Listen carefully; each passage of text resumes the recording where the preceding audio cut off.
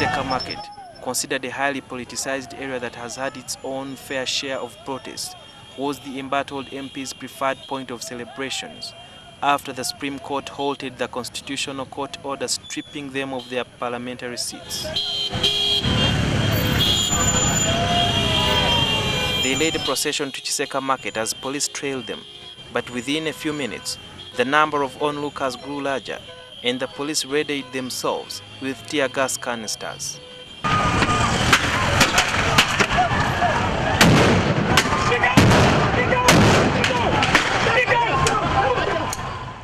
In a split second, police fired tear gas to disperse the crowds. The entire Seka Market area was choking on tear gas, sparing no one.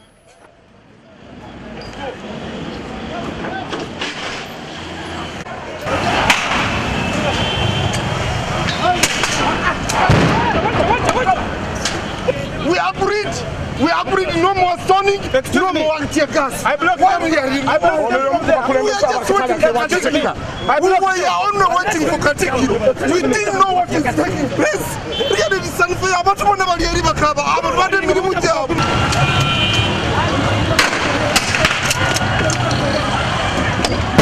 Before the argument ended, police fired more tear gas to disperse the approaching group of youths on Chagwe Road.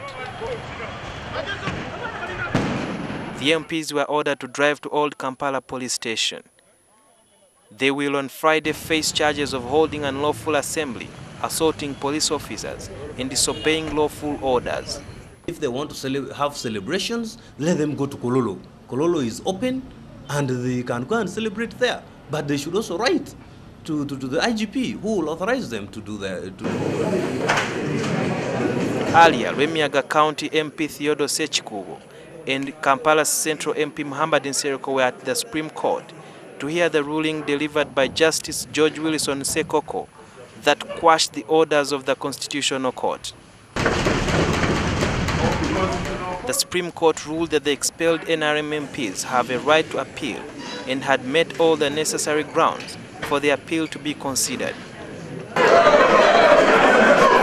The relieved MPs and their supporters erupted into celebrations inside court. The Supreme Court's pronouncement also brings to a halt plans by the Electoral Commission to conduct by-elections in Kampala Central, Remiaga County, Ndorwa East, and Buyaga West in April.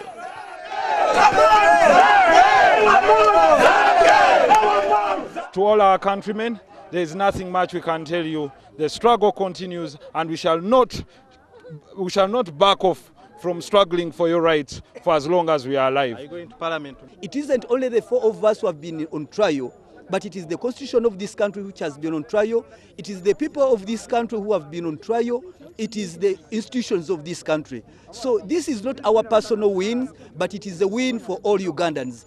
On Tuesday, lawyers representing NRM, Chibuka County MP Saleh Kamba, and others argued that the MP's interim order had been overtaken by events.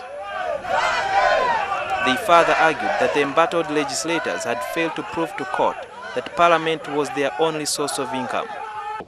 Because surely if that is the only source of income they have, then it means that they are a danger to society. They are a danger to society. It means they are amenable to many temptations. The NRM rebel MPs say they have been vindicated, but as to whether the other organs of the state, like the Electoral Commission, will respect the orders from the Supreme Court remains another matter. The main application is supposed to be heard on the 28th of this month. I have received a letter. At Parliament, the Supreme Court ruling was greeted enthusiastically by the opposition and reservedly by the NRM MPs as the Speaker Rebecca Kadaga read it out. Sudil Biarhanga, NTV.